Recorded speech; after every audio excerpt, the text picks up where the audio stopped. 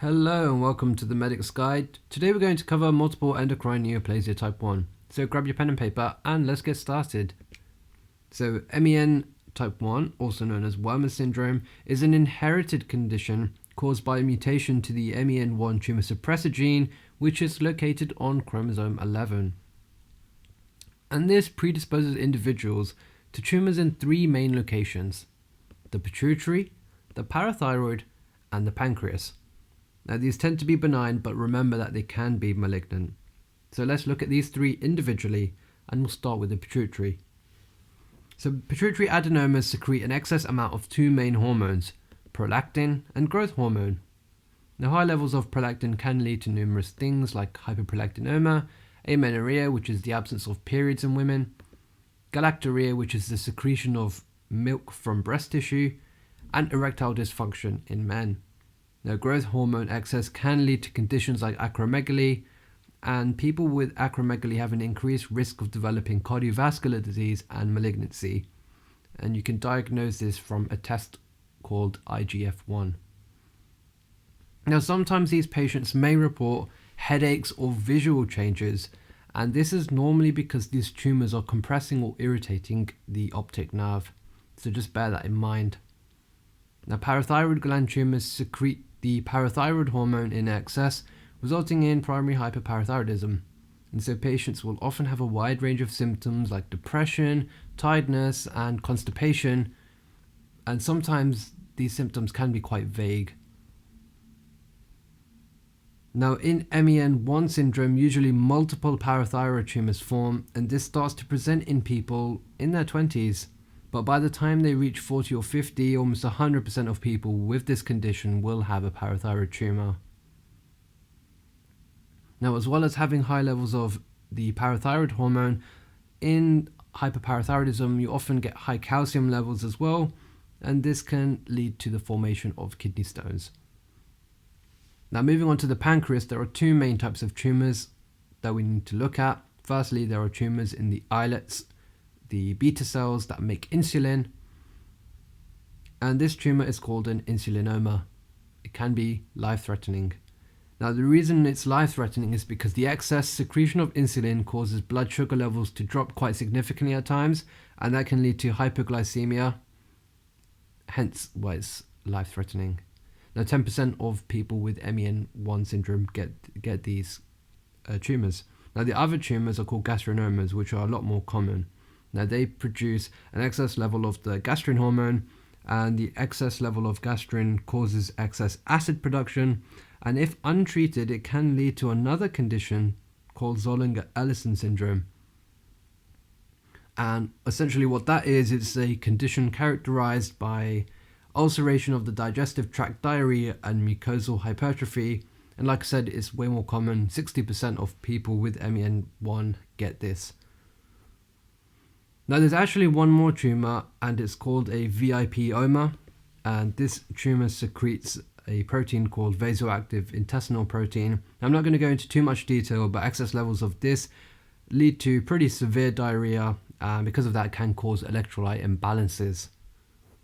Now, looking at these three main tumors, here's just a list of the hormones, the proteins, and electrolytes involved, and you can test each of these individually to see their levels in a suspected MEN1 patient. And the reason why you want to do this is because diagnosis is often clinical, and if someone has two or three or signs or symptoms of two or three of the main tumors, it's usually enough to diagnose someone. Now, with a positive family history, you only need one of the three Ps. Now, you can also do gene testing with the MEN1 DNA test. Now, moving on to treatment, it involves essentially targeting each of these tumors. We'll start with the pituitary adenomas, which involve transphenoidal surgery and medical treatment. Now, if you remember with pituitary adenomas, we've got an excess amount of prolactin formation. Now, dopamine, which is a neurotransmitter in the brain, actually inhibits prolactin formation and secretion, so medications like dopamine agonists, like bromocriptine, can be used. Now, with hypothyroidism, the usual management involves surgery or a different medication called canacelit if unstable for surgery. Now, pancreatic tumors are treated with surgery and medications like PPIs to limit gastrin secretion. Now, there is another type of medication, it's called octreotide, and that can inhibit certain hormones like gastrin, insulin growth hormone, and VIP. So let's move on to some questions now, just to end things off. As always, a patient comes to medical attention because of a kidney stone. During the clinical evaluation, the patient reveals that he has had a history of stomach ulcers. Now, which of the following diagnoses should the physician consider? Now, we can see that they've got a history of kidney stones, and as I mentioned, that can be a sign of a hyperparathyroid tumour, and also a history of stomach ulcers, which can be indications of gastrinomas.